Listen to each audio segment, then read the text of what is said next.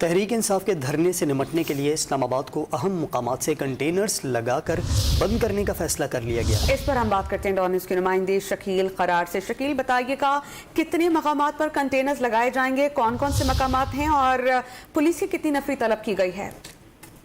جی، اس حوالے سے آج اسلام آباد کی سربراہی میں اعلیٰ سطح کا اجلاس ہوا جس میں فیصلہ کیا گیا ہے کہ اسلام آباد کے جو اہم داخلی راستے ہیں خصوصاً فیض آباد، اس کو کل جو ہے جمعرات کی شام سے ہی بند کرنے کا سلسلہ شروع ہو جائے گا، اور اس میں فیض آباد کے ساتھ ساتھ جو قرال چوک ہے، کنا پل کے پاس ہے، سچر چنگی ہے اور گوڑلا کے پاس ہے، اور اس طرح دیگر جو اہم مقامات ہیں۔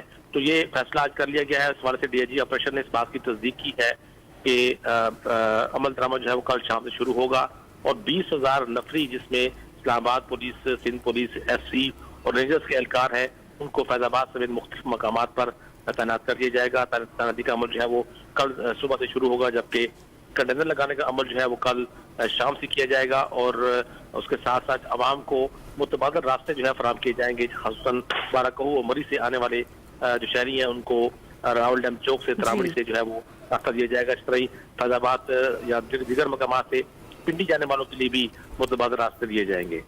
بہت شکریہ شکیل، آپ ہمیں اپڈیٹ کر رہے تھے۔